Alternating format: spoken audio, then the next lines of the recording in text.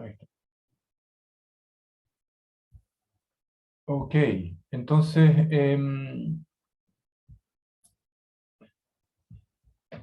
¿en qué estamos? Si estamos haciendo formación estelar y la contracción. ¿Qué es acá? A ver, algo qué raro.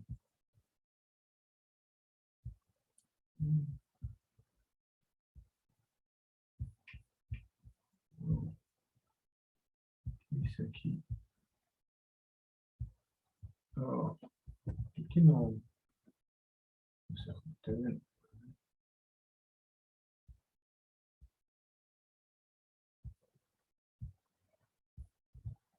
Ah, qué raro, se me corrió.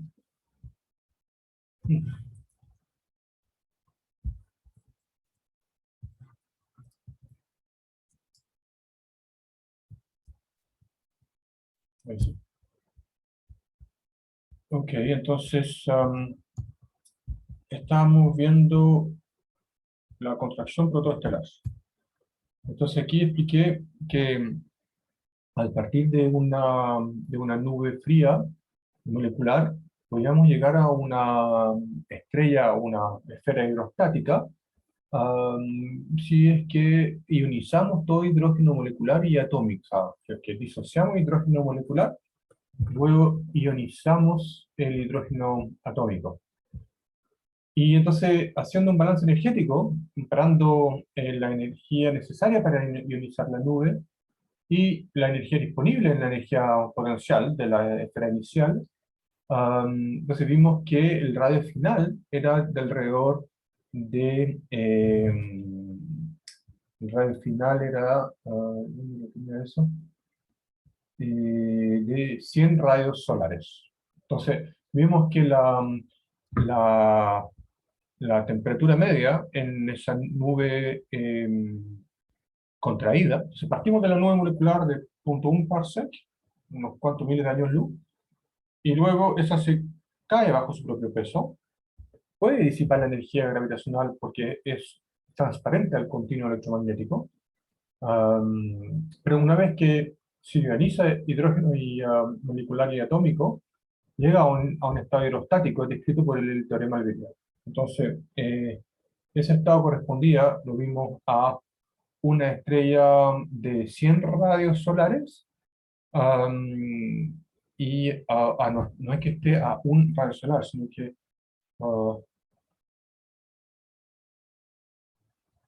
ah, claro, no, disculpen, eso está bien. Aquí me adelanté, yo mismo me estoy adelantando. Esto es. Entonces, el radio final correspondía a 100 radios solares y el tiempo en el cual ocurre ese colapso es muy rápido, 20.000 años.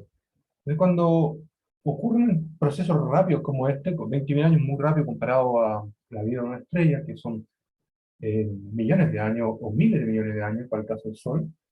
Entonces, 20.000 años es un proceso corto y por ende poco frecuente, porque, o sea, acá ustedes se imaginan que este tiempo de caída libre, entonces este de free fall partido por la vida de la estrella, entonces para una estrella como el Sol sería como de 2 por 10 a la 4 partido por ¿cuánto vive una estrella? Como el Sol, digamos que es 10.000 millones de años, entonces son 10.000 millones, un día a la 4, día a la 10 años, ¿ok?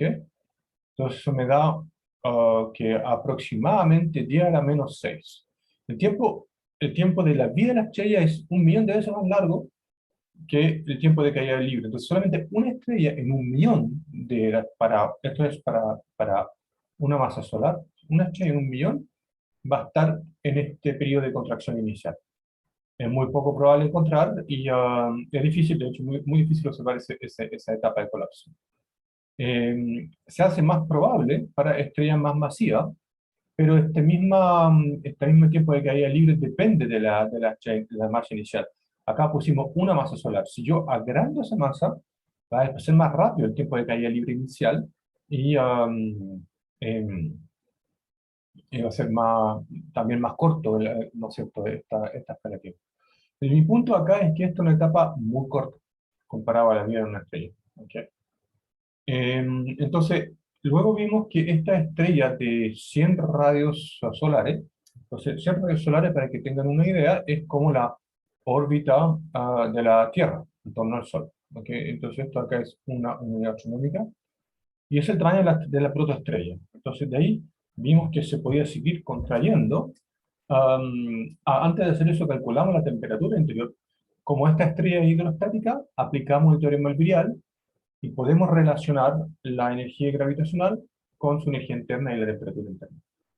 Entonces nos da alrededor de 30.000 Kelvin. Y eso entonces es lo que usamos para estimar la escala de enfriamiento, perdón, la escala de contracción de esta protoestrella. Esta estrella va a perder energía a través de su luminosidad por la superficie. ¿Okay? Entonces, esta de acá va a emitir una cierta luminosidad, y esa luminosidad entonces está dado por la superficie estelar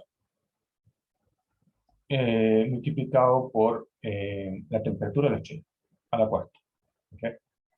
Entonces, esa luminosidad tiene que venir a costa de la energía gravitacional, disminuye la energía gravitacional y por lo tanto se va contrayendo la estrella. ¿Okay? Y esa escala de tiempo la podemos calcular usando el teorema Virial. Aproximamos la energía total que pierde la estrella como la energía gravitacional. Hay constantes, dos, ese tipo de cosas, pero nos olvidamos de ese detalle, porque estamos hablando de órdenes de magnitud aquí.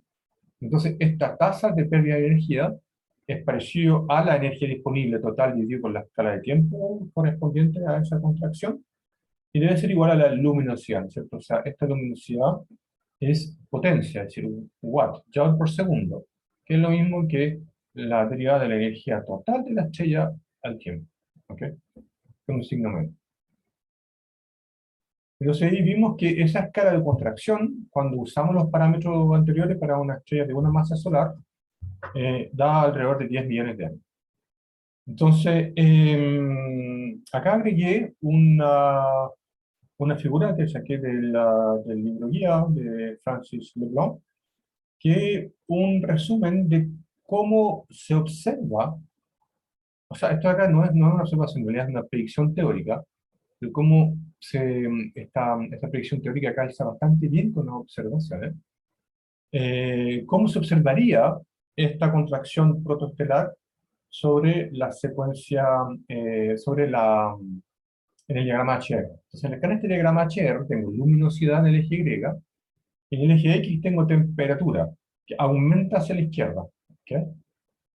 Entonces, acá tenemos distintos ejemplos de protoestrellas, y estas curvas son las que siguen las protoestrellas para poder llegar a la secuencia principal, que es donde están los puntitos. Que la secuencia principal la vimos cuando vimos clasificación espectral, que es donde las estrellas pasan en el proceso de su vida. Entonces acá se distinguen dos etapas. Primero, esta etapa vertical, y luego esta etapa horizontal. Entonces esas dos etapas corresponden a dos procesos bien distintos. Cuando hicimos ese modelamiento de la escala de tiempo de Kelvin-Helmholtz, no vimos los detalles, fue simplemente en orden de magnitud. Pero en realidad existe acá dentro de la estrella un gradiente de temperatura. Y la temperatura de la superficie es muy inferior a la del interior. ¿Okay? El interior sustenta hidrostáticamente la envoltura. Entonces, uno se imagina una región interna bien caliente, y la energía que irradia esta región interna, sea un poco como un cuerpo negro, difunde entonces a través de la superficie, a través de una marcha aleatoria. Cuando esa difusión ocurre solamente a través de la marcha aleatoria, o sea, sin movimientos de fluidos, simplemente que esta estrella estaría entonces estática desde el punto de vista del transporte de la radiación.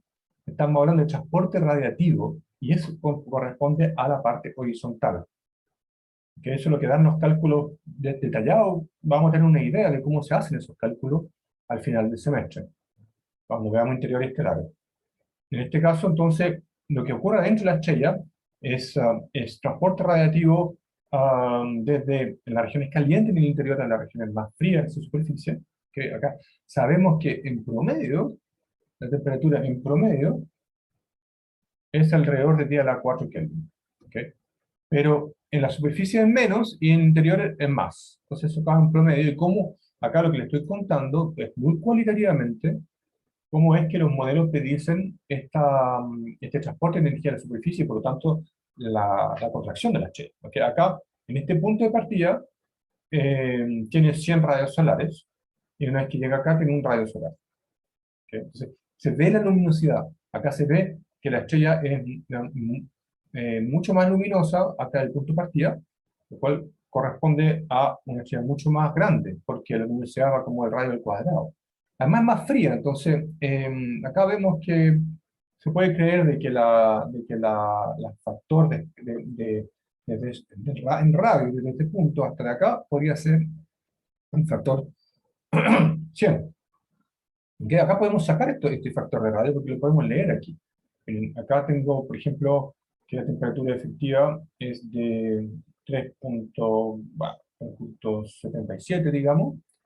¿Ok? Entonces tenemos que la temperatura efectiva es como 10 a la 3,77 Kelvin. ¿Ok?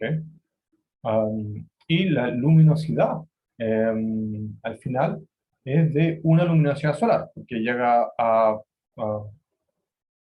este punto de acá. Y esto de acá corresponde entonces a 4pi r final al cuadrado, sigma por t final a la cuarta. ¿Ok? Y entonces eso es una luminosidad solar. ¿Ya? O sea, acá yo puedo despejar el valor de este R. Si tengo este T efectivo y la luminosidad, saco el R. Y lo mismo para el inicial. ¿Ok? Entonces ahí pueden ustedes estimar cuánto sería el radio inicial en estas curvas de contracción de pre-secuencia principal. Pre-main sequence tracks. Que sean aquí como evolución estelar antes de la secuencia. Pre-main sequence. Entonces, esto acá es un cálculo que se hace para la metalicidad solar, ¿okay? Cuando se dice metalicidad solar, es Z igual a 0,02, y agrega el contenido en helio por masa, ¿sí? Define este modelo. Y entonces esto es el cuento para la parte horizontal, es decir, que la parte de transporte radiativo, sin movimientos convectivos. Pero la parte vertical, aquí, es muy distinta. En la parte vertical ocurre que el transporte de la radiación, en lugar de ser descrito por la difusión de radiación en la aproximación de Rosenau o de Eddington, esas son las aproximaciones que se usan cuando vamos a escribir la ecuación interior estelares.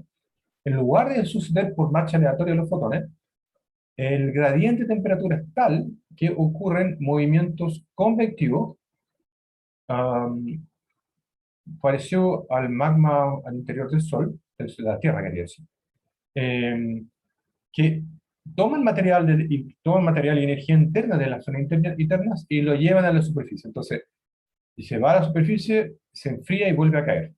Como si estuviese hirviendo, como que se levanta porque está muy caliente, luego se enfría y vuelve a caer. ¿Okay?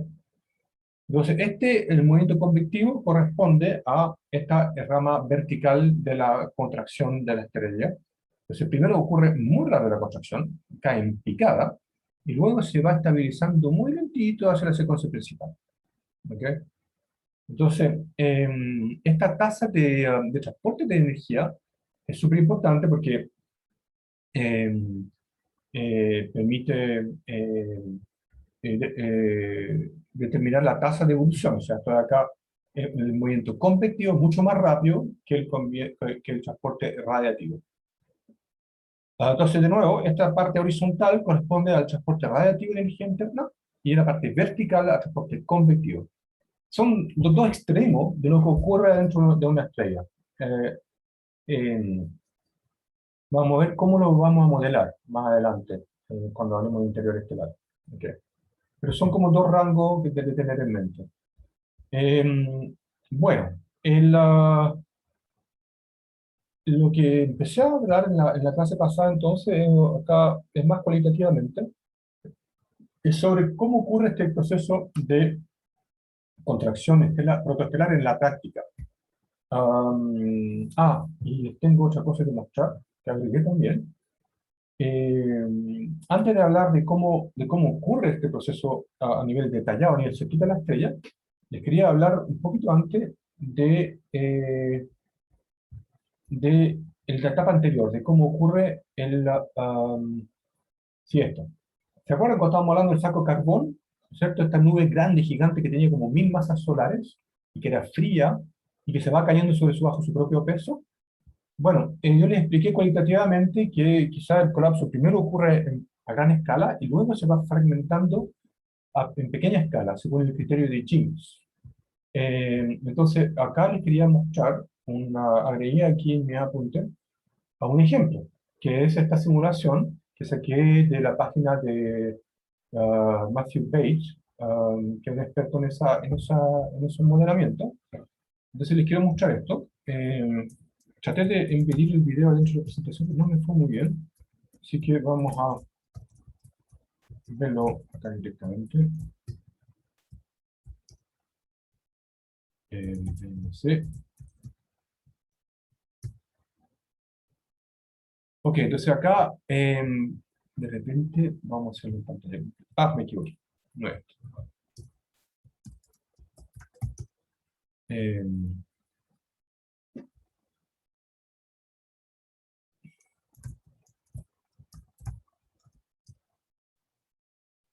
eh, allá sí.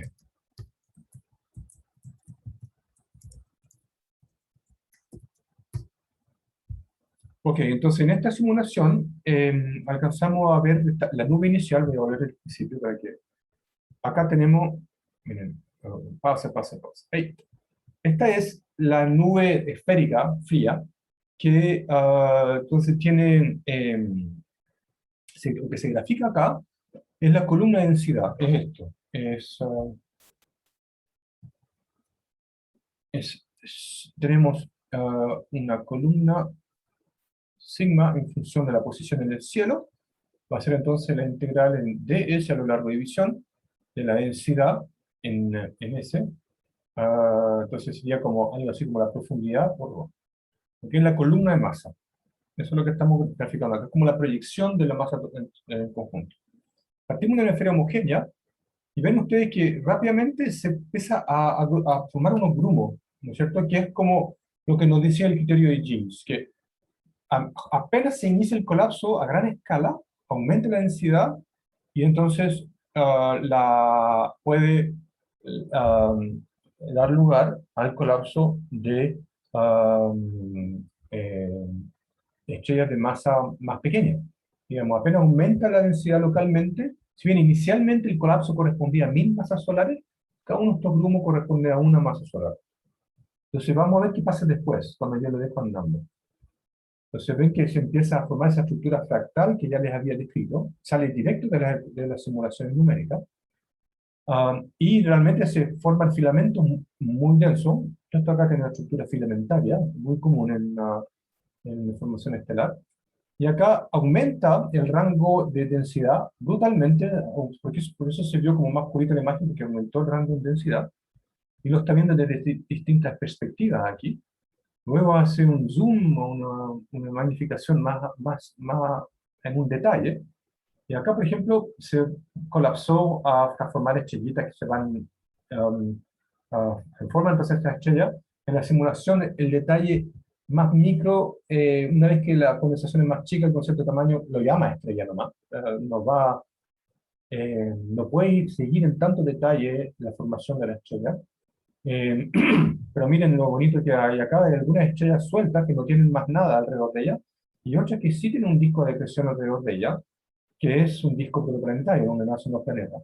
Estas entonces, en cambio, fueron eyectadas por la interacción de muchos cuerpos um, en este sistema en este cúmulo de formación estelar, Star Formation Cluster. Se le llama cúmulos abiertos. Acá se formó una binaria.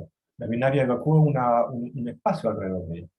Entonces, es un poco el resultado de cómo ocurre entonces este proceso, como pensamos que ocurre este proceso de formación estelar. Entonces, la simulación que recién vimos eh, es lo que hace en concreto es simular lo que llamamos la ecuación de Euler. Yo les mostré la ecuación de Euler cuando primero aplicamos la ecuación de Newton a un elemento de volumen en esa esfera, y es básicamente la segunda ley de Newton, pero aplicada a un elemento de volumen, en que se usa como fuerza a largo alcance la fuerza de gravedad. La física es relativamente simple, pero el resultado, ustedes ven, es muy complejo, y requiere de supercomputadores porque el rango de escala es gigante. Partimos de dimensiones que son del orden de los años luz, varios años luz, y llegamos a la unidad astronómica. Y eso que esta simulación está limitada en su rango, en el rango dinámico que llamamos, que es la razón entre las escalas más grandes y las más pequeñas. Entonces, eso para darle una idea de cómo ocurre, cómo pensamos que ocurre el proceso de formación estelar en asociaciones, en clusters. Entonces, eso también, luego se me ha olvidado, pero ahora vuelvo al tema de contracción protoestelar, y lo que empecé a describir en la clase pasada. Entonces, en la simulación vimos que muy rápidamente se formaban estrellitas, y algunas de ellas salían disparadas. Cuando salen disparadas, pierden su ropaje, si quieren, y no están ya rodeadas de la nube que las hacía crecer. Por lo tanto, se interrumpe su crecimiento. ¿Ok? Pero en el proceso de formación uno se pregunta, ¿cómo ocurre el detalle de la formación estelar? O sea, ¿qué es lo que determina la masa final de la estrella?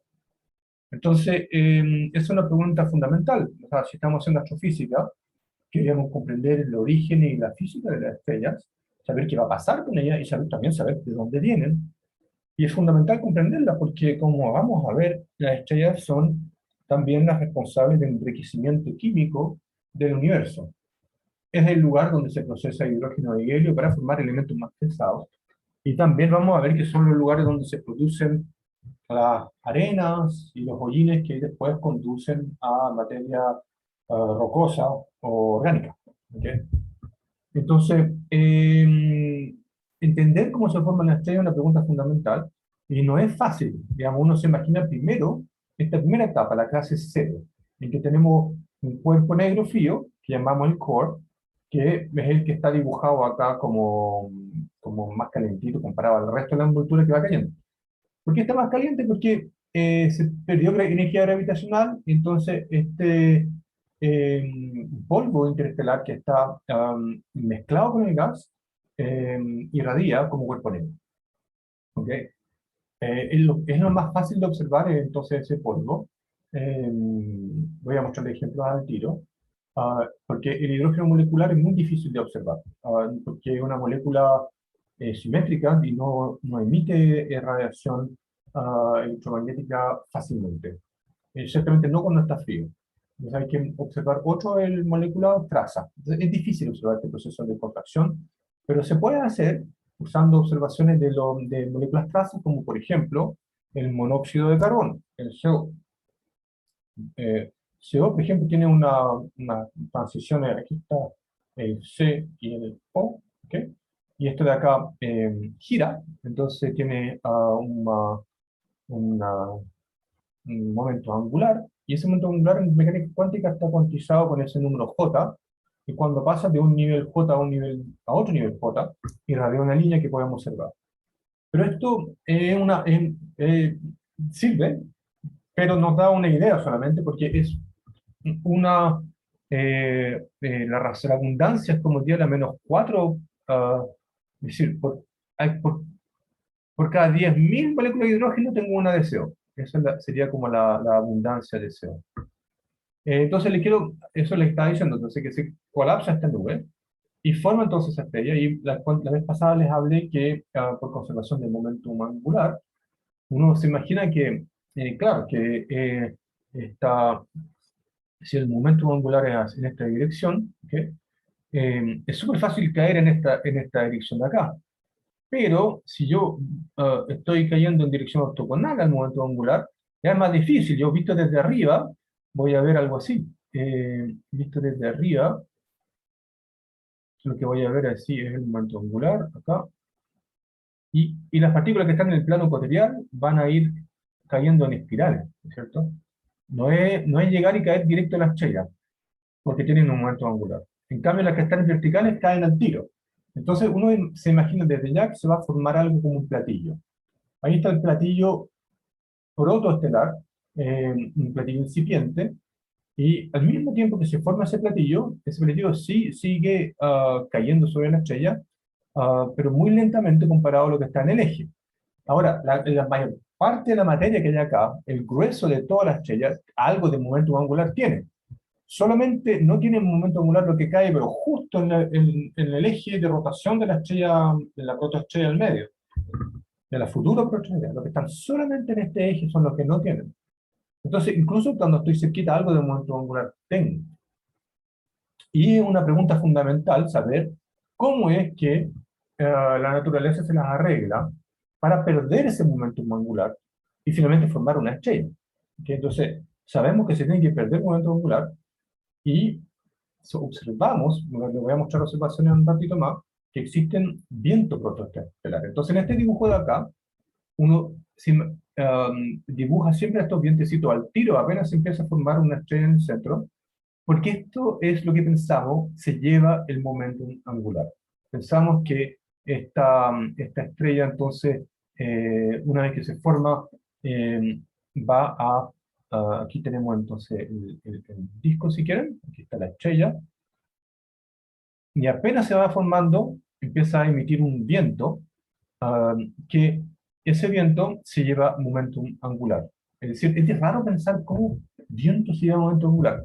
Uno tiene que imaginarse lo siguiente. Uno se imagina un elemento de volumen, ¿ok? Y ese elemento de volumen tiene un momentum angular relativo a la estrella, ¿ok?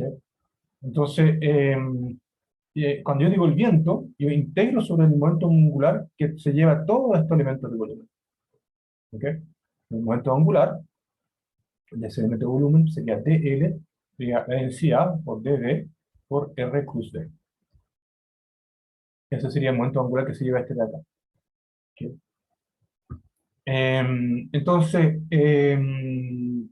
van formándose estos vientos y va creciendo este disco hasta que ya no queda estanque de la envoltura que rodea la estrella. Y entonces ahí ya tenemos una estrella que brilla a través de su contracción gravitacional, que es la escala de Kelvin-Helmholtz. Acá está la estrella, y está rodeada por este cuerpo negro que llamamos un disco pasivo, que es este disco de acá. ¿Okay? El anterior era un disco activo, porque se calentaba no por la estrella, sino que por su propia disipación de energía gravitacional, y se va contrayendo a través de la viscosidad que frena el disco. Entonces, ese proceso de contracción de la viscosidad, y eso no lo entendemos bien, hay ideas. ¿Okay? Puede ser que tenga que ver, por ejemplo, con formación planetaria, que la formación de los planetas ayude a que se vaya contrayendo este disco y que no sea otra alternativa, como por ejemplo viscosidad debido a el acoplamiento entre el campo magnético y el disco. Voy a hablar más de esto al tiro, que ahora es un poco difícil de digerir. Quiero terminar con esta secuencia, que luego de esta clase 2, cuando ya no tenemos envoltura, la diferencia que hay entre la clase 1 y la clase 2 es que ya no hay envoltura protoestelar, solamente queda la protoestrella, que está en la secuencia de la PMS, ¿no? La Hayashi Track, que el físico japonés que descubrió entonces estas tracks, se llama así. Y esto de acá entonces también tiene va evolucionando, se forman los Júpiter, se usa este gas, se pierde este gas también en los vientos, hasta que ya no queda gas para formar más planetas, y queda entonces un sistema planetario joven, y acá se dibuja los residuos, que son como los escombros del proceso planetario. Eso se llama un disco debris. Entonces son muy interesantes los discos debris porque permiten inferir a la población de estos planetas jóvenes, estos jóvenes sistemas planetarios, a través de los surcos que dejan o las estructuras que dejan en el disco, en el cinturón de asteroides correspondiente. O sea, acá les muestro otra visión de esto mismo. Entonces esta la preparé yo, y prefiero esta perspectiva más conectada con las observaciones. Esta de nuevo es la clase 0. Entonces acá, fíjense, entre clase 0 y clase 1. Acá tenemos un protoestrella dominada por su envoltura, que está cayendo. Muy rápidamente se genera estos vientos, pero el viento incipiente, no tan marcado, no despejan así como una, una cavidad muy grande, pero sí permite que la envoltura pierda algo de momento angular y se forme este disco. Y entonces acá vemos esta estructura en una observación. Acá abajo a la izquierda tengo una imagen obtenida en el telescopio Gemini en el infrarrojo térmico a 3.8 micrones. Y acá es interesante ver que acá tenemos la escala en unidades astronómicas. Vemos ¿cómo se llama? Una dark lane, como una especie de avenida, esa región oscurecida que hay aquí, corresponde a la sombra que hace el disco, este disco protoestelar. Y esta parte más brillante que vemos acá es la luz reflejada sobre el polvo de las regiones más calientes. Entonces quiero decir algo así. Voy a tratar de dibujarlo. Tengo entonces esta envoltura. eh, Acá tengo la parte del disco protoestelar. Y entonces hay regiones más calientes acá. ¿Ok? Y entonces lo que observamos, como es en esa parte, ah, en la parte más brillante, de esos lóbulos rojos, o naranjo, quería decir, es esto. Entonces tenemos aquí que esta emisión térmica, ah, entonces se refleja, hace un scattering y va hacia el observador. ¿Ok? Lo mismo acá. Entonces, las regiones más calientes del centro se alcanzan a ver desde afuera, desde acá lo estamos observando, y entonces estas regiones más brillantes, que vemos como naranjita ahí en la imagen, son porque reflejan las regiones más calientes que hay en el centro. ¿Ok? Por eso se ven así. Le vemos el lóbulo y no los vemos directo porque esta región es más densa y no alcanza esta radiación térmica en atravesar el disco que es muy opaco. ¿Ok? Entonces, esto es una observación de clase cero. Y hay un ejemplo de clase cero con un paper ahí si lo quieren ir a revisar. Eh, Luego en la clase uno hay un ejemplo muy famoso hoy en día, que es el H-letado. En esta imagen, eh, a ver, quizás si lo agrando se ve un poco mejor, ahí se ve un poco mejor. Eh, Acá ustedes ven, en esta imagen de acá, hay un puntito azul en el medio, y ese es el disco protoplanetario. En ese disco protoplanetario o círculo estelar, eh, ahí vemos la emisión de las rocas, y con observaciones ALMA, se descubrió en el año 2015 que este disco estaba compuesto por surcos. Entonces, esto lo que ven en azulito acá es lo que tengo magnificado aquí al ladito. Es el disco protoplanetario lleno de surcos. Pensamos que estos surcos son debido a formación planetaria. Eh, entonces, a más grande escala, eso se refiere al puntito azul acá. Y a más grande escala vemos todo este lóbulo rojo y todo este lóbulo azul verdoso, digamos. Esto nos dice que el material molecular trazado en monóxido de carbón, CO, se está alejando de nosotros aquí en este lado y se acerca de nosotros en este lado de acá. Por el efecto Doppler lo vemos entonces corrido para el sur y el norte. Significa entonces que tiene alta envoltura estelar, tiene envoltura molecular, y tiene un flujo molecular, con este outflow que está acá muy marcado. ¿Sí? Esta es una clase 1, porque corresponde entonces a esta etapa de acá, en que tenemos un disco, lo vemos, todavía hay una envoltura y hay un viento importante. ¿Ok? Em, Entonces, luego de que se disipe la envoltura molecular, llegamos a la clase 2, que acá tenemos un ejemplo típico de un disco protoplanetario en rotación. Entonces acá tenemos el lado rojo que se aleja de nosotros y el azul que no se acerca, así como imagínense que está rotando este disco protoplanetario. Y ya no tiene envoltura, entonces tenemos una vista despejada de este disco. Entonces, estas son las fuentes o o todos los objetos, si quieren, de predilección para la gente que quiere observar el nacimiento de planetas. Porque acá no tenemos envoltura protoestelar, ya se disipó, por lo tanto tenemos una vista despejada del contenido protoplanetario. Lo podemos ir a buscar con las cámaras de nueva generación, por ejemplo, usando esa óptica optativa extrema que permite sacar la mejor resolución angular de las cámaras en el óptico en infrarrojo para poder detectar justamente esos protoplanetas. Tenemos entonces esta etapa muy importante para la gente que estudia formación protoplanetaria como yo. Y luego pasamos cuando ya no hay gas en este disco, cuando se elimina el gas y que por lo tanto no hay más material con que formar planetas gigantes, y necesito gas para poder formar un Júpiter, pasamos entonces a esta etapa de Debris. Y en este ejemplo mostré dos imágenes del mismo sistema. Mire, esto es interesante por lo siguiente. La de arriba es una imagen en intensidad total. Yo creo que no les hablé de esto cuando introducimos transfer radiativo, porque, bueno, no se puede hacer todo, pero la radiación electromagnética es una onda vectorial, es un campo electromagnético, y por lo tanto tiene una dirección en el campo eléctrico. Y ese campo eléctrico, al ser direccional, tiene una polarización, es decir, de que no es lo mismo que ese campo eléctrico esté fijo en una dirección o vaya girando para un lado o para otro. ¿Ok?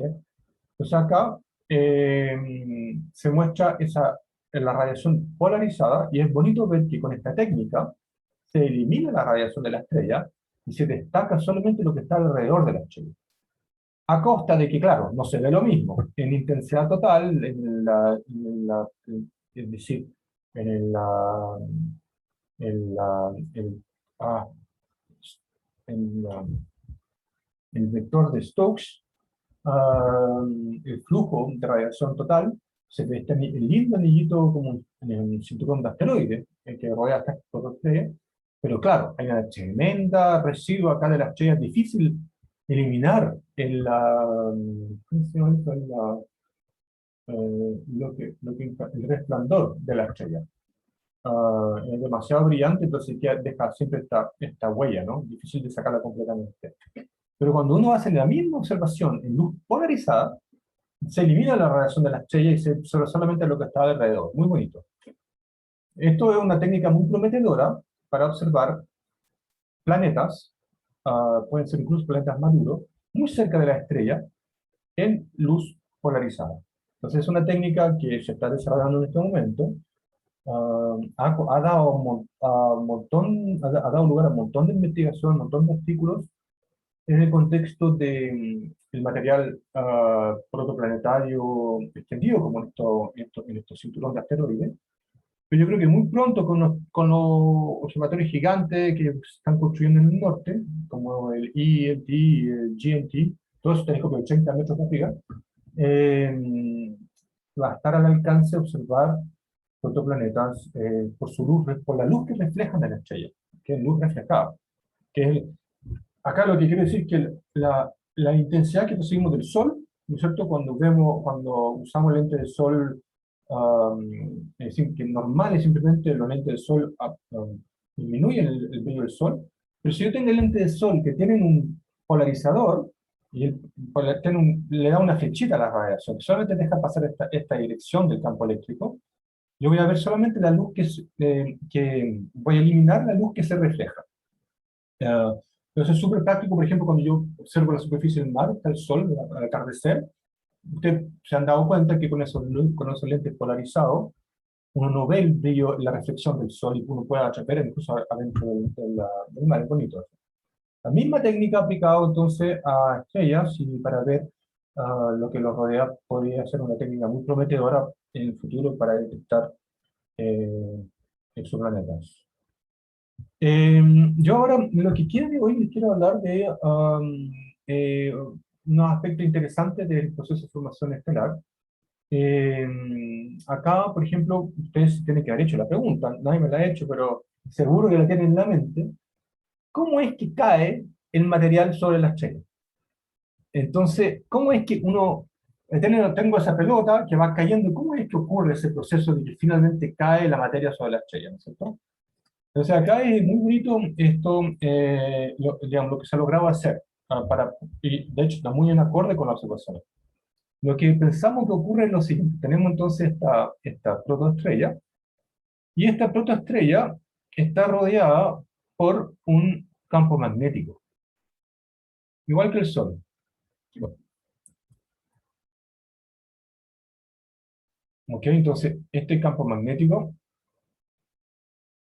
este sería el campo magnético. ¿Ok?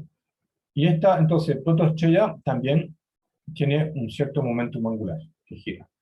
El campo magnético, a su vez, está centrado en un momento, un momento magnético, o sea, después del momento magnético, el mu era como el área por la intensidad de corriente que pasa. Imagínense un circuito, un megacircuito adentro de la estrella, genera entonces este momento magnético, pero, así tal cual, ¿ya? Y esto de acá está rodeado de un disco, el disco de acreción protoplanetario. Am, eh, lo estoy dibujando mal. Este disco de acreción típicamente está, ¿cómo no? Que me contaría acá un poquito, tiene que estar este disco de presión, no, tiene que ser perpendicular al momento angular de la estrella. Uno espera que sea más o menos dentro del momento. Allá. Ok, entonces esto de acá es el disco, no, el disco de acreción,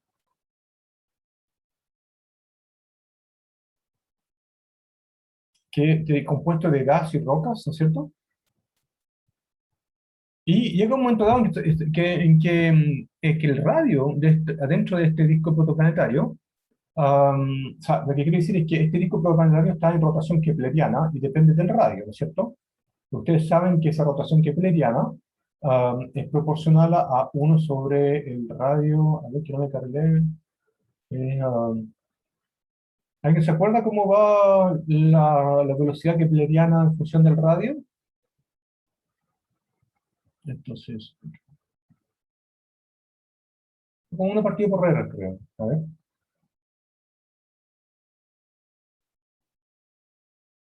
¿Alguien se acuerda cómo va?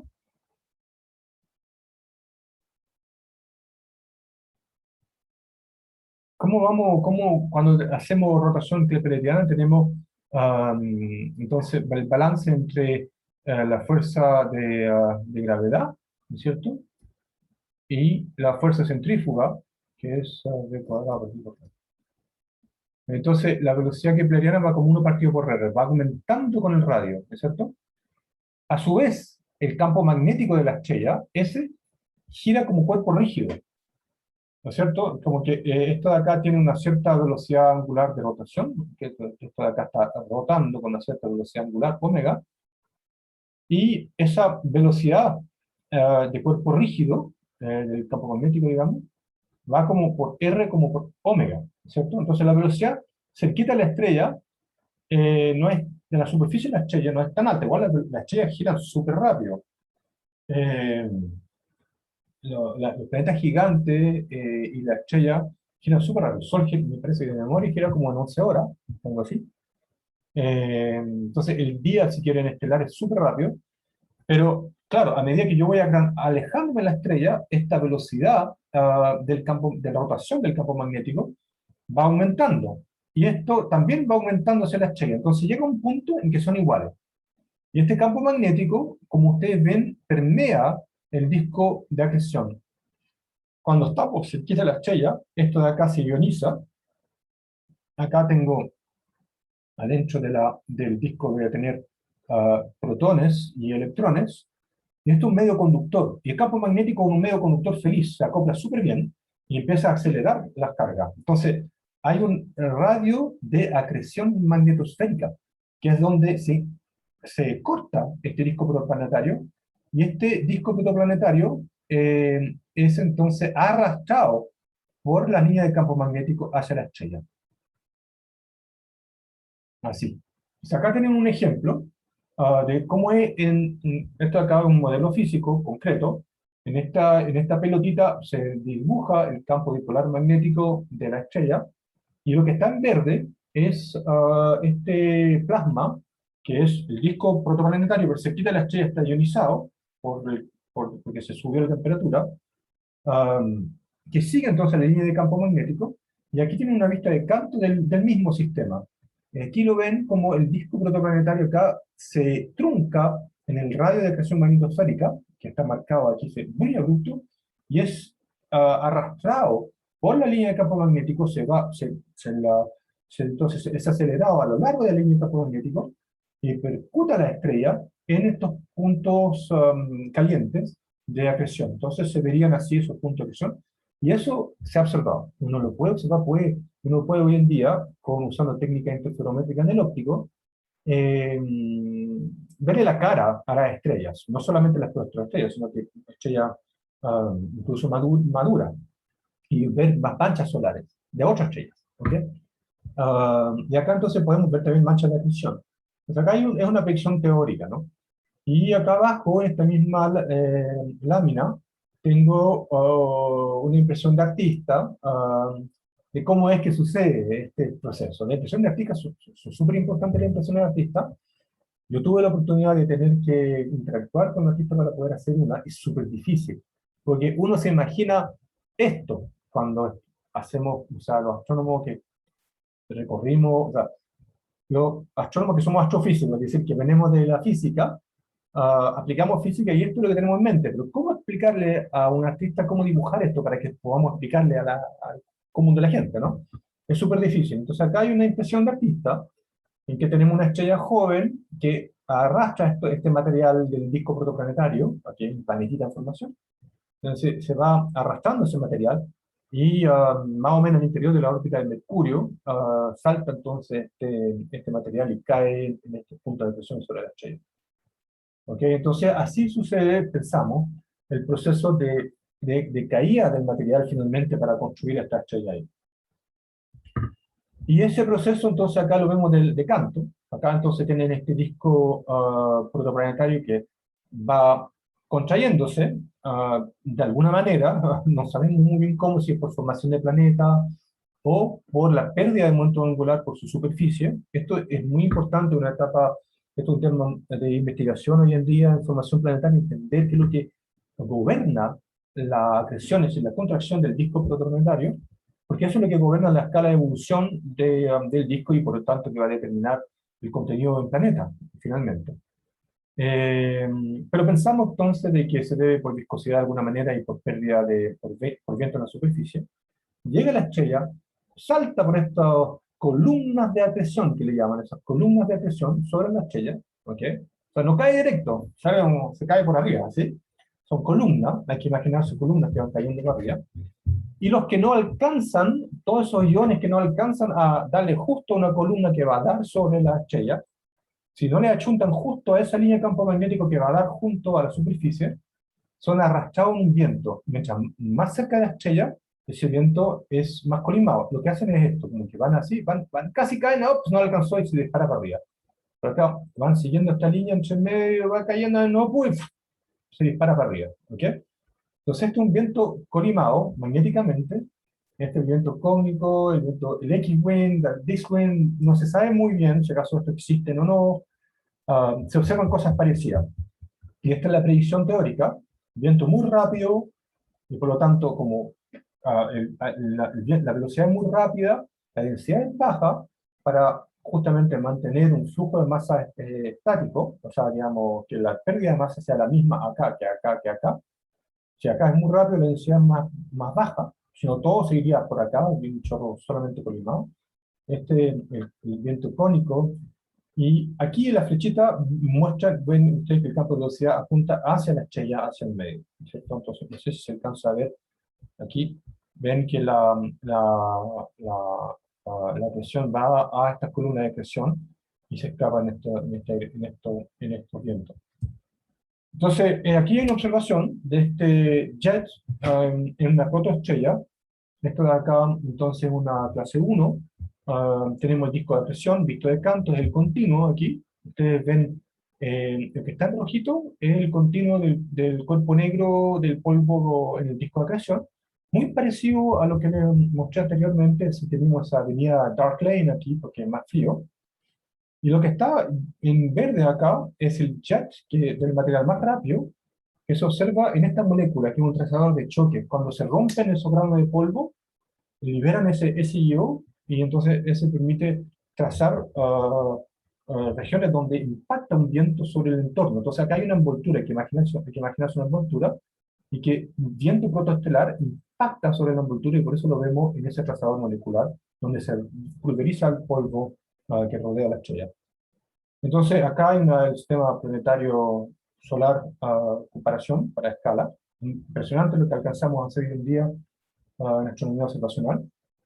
Y lo interesante, este es un artículo importante, aquí está el enlace para los que lo quieran ver, es que este disco se ve en rotación, el azul, es decir, entonces el azul se acerca a nosotros, el rojo se aleja, y resulta que el SIO también lo podemos ver en efecto Doppler y vemos que este chorro también está rotando. Entonces, efectivamente, esto rota también y por lo tanto se lleva el momento angular. El momento angular es el que calza para poder permitir que crezca la estrella. ¿Okay? Entonces acá este mismo sistema, esta misma estrella, esto acá es una imagen radio observada con ALMA, en submilimétrico, y aquí está el mismo sistema, pero en el óptico infrarrojo, en banda acá, 2 micrones. Entonces acá está el sistema visto de canto, es otra orientación, no es la misma orientación que la imagen anterior. Acá vemos la dark lane, donde se oscurece la estrella protoestrella, y acá están estos puntos de choque donde observamos el CIO, y lo vemos a muy gran escala, este chorro, cómo impacta el medio interestelar vecino a la protoestrella y forma estos objetos de Herbig-Haro, que se le llaman, que son estas regiones brillantes, como se conocen desde los años 60, estas regiones. Entonces, para terminar hoy día, quiero volver ahora en otro aspecto de este proceso de formación estelar, que es sobre la formación planetaria. Entonces, aquí tengo otro video. Eh, entonces, esto de acá es una simulación de cómo ocurre la formación planetaria en este disco de acreción. Aquí está la protoestrella y ustedes ven que esto de acá está puesto a dedo nomás. De aquí para allá, afuera, es un cálculo o simulación de las ecuaciones de Euler, o fluido astrofísico que se llama. Pero esta simulación es 3D, es la primera que se hizo en 3D, fue hace tiempo ya, pero ¿sabes que no encontré visualizaciones recientes de mejor calidad? Encuentro que está súper bien hecha esta. Aquí ustedes ven una proto-Júpiter que al nacer evacúa entonces un surco alrededor de él. Y acá están esas manchitas que hay acá, que son donde se van a después aglomerar los asteroides troyanos, para los que alguna vez han escuchado hablar de los troyanos, que se observan en el sistema solar. Y entonces, este protoplaneta despeja este surco. Entonces, cuando vemos un surco en un disco protoplanetario, decimos, ¡ah, hay un planeta! El problema es que encontrar el planeta es súper difícil. Y luego uno se pregunta, ¿cómo en concreto ocurre el proceso de condensación del protoplaneta? Entonces acá hay un zoom sobre este disco uh, eh, protolunar, si quieren, o Circumplanetary Disk, CPD. O sea, acá está un zoom sobre este proto-Júpiter, material rotando muy rápido alrededor del proto-Júpiter, y donde pensamos se forman los satélites galileanos. Entonces, en esta simulación es bonito porque es 3D, podemos meternos acá en este entorno. Los detalles de cómo ocurre la formación planetaria en sí, de si acaso este disco protolunar es parecido al disco protoplanetario alrededor de la estrella, es una pregunta abierta, no lo sabemos hoy en día. Es una de las cosas que estamos tratando de investigar, bueno, los que trabajamos en esta área.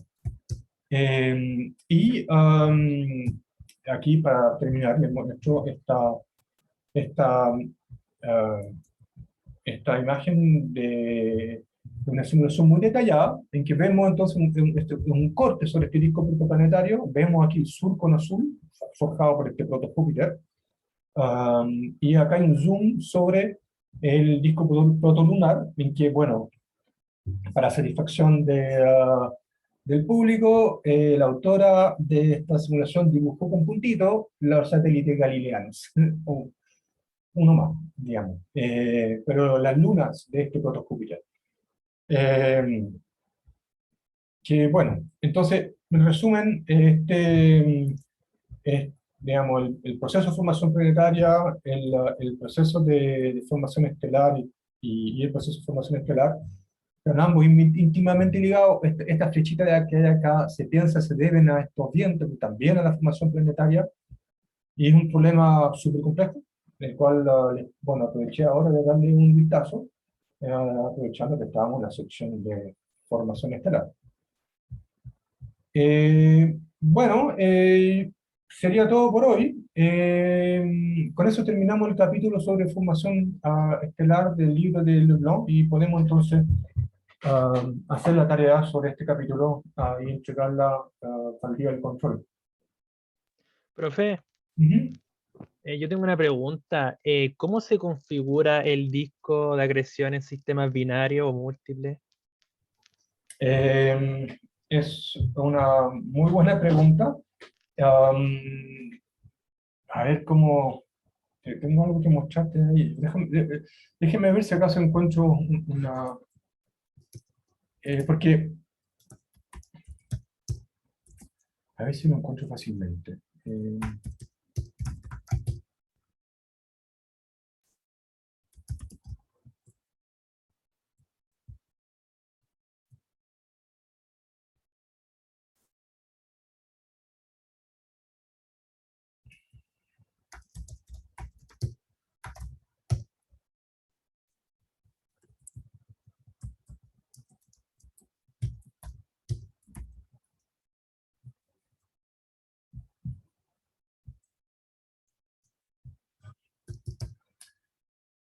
Acá encontré uno. Déjame ver si acaso también encuentro el otro.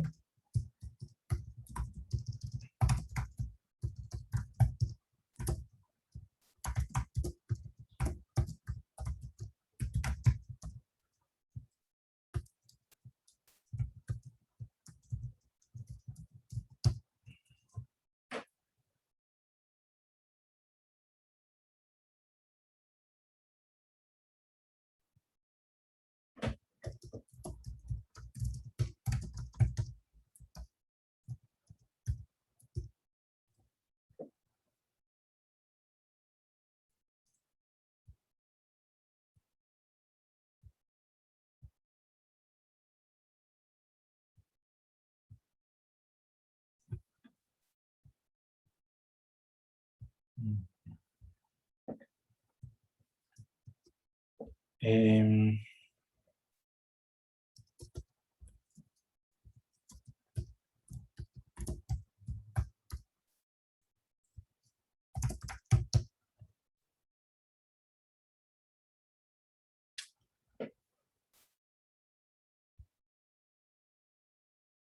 ¿Dónde lo puse esto? Eh,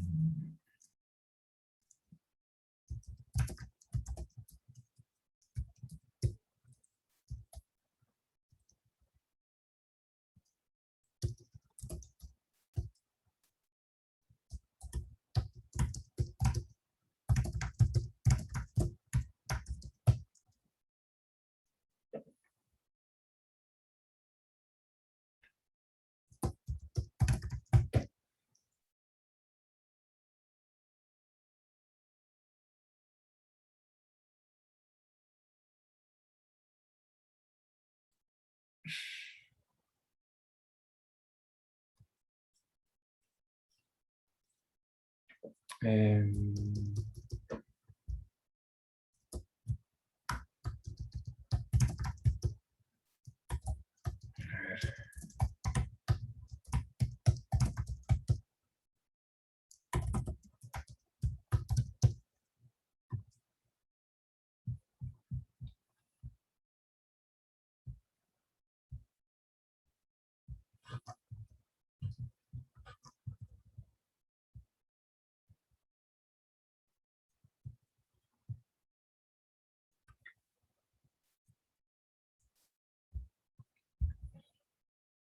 Bueno, respondiendo, no sé si todavía están ahí, les comparto aquí, me demoré un poquito.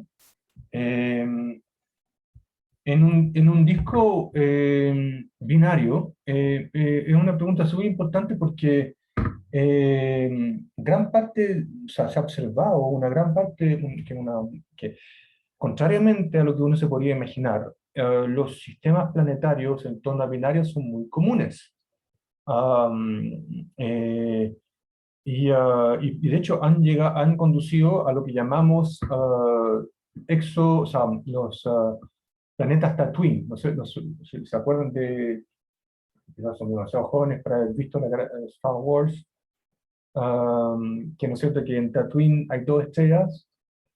ah, entonces, planetas habitables orbitando una binaria se llaman Tatooines. ¿Ok? Y entonces acá tenemos justamente una observación de que es una binaria joven, y la imagen de la binaria joven que observamos con esto, acá es un proyecto de tesis de Sebastián Marino, alumno mío que hicimos en 2015, magíster. Acá tenía entonces en esta imagen esto es lo que observamos con el infrarrojo, y habían estos como decrementos que había, una ausencia de señal que interpretamos a través de un modelo como las sombras generadas por un disco torcido, es decir, que el plano interno del disco tuviese un ángulo relativo al de afuera. Eso en 2015 fue un tremendo impacto, un mucho impacto, porque todos nos imaginábamos que los discos planetarios, los sistemas planetarios eran planos, como el sistema solar. Que todo el mundo se imaginaba que, que todos los sistemas planetarios, protoplanetarios o más maduros, eran todos planos. Pero acá observamos uno que no es para nada plano, que tenía un tremendo ángulo, que es decir, que se formaba un ángulo así muy abrupto. Y eso es porque justamente es una binaria, y la binaria no está en el mismo plano en el disco externo. Entonces, eso motivó una, un colega australiano a poner a prueba la idea de que justamente el, ah,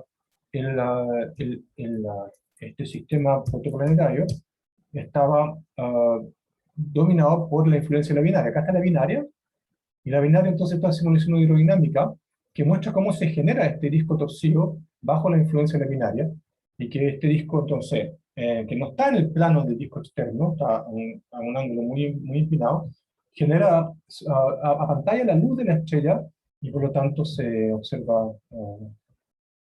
estas sombras que observábamos. Entonces, ¿cómo se dan los sistemas protoplanetarios alrededor de estrellas binarias? Es un tema que, bueno, ahora también hicimos una simulación hace poco en otro sistema. A ver si les puedo mostrar eso. Si tengo eso a la mano. eh,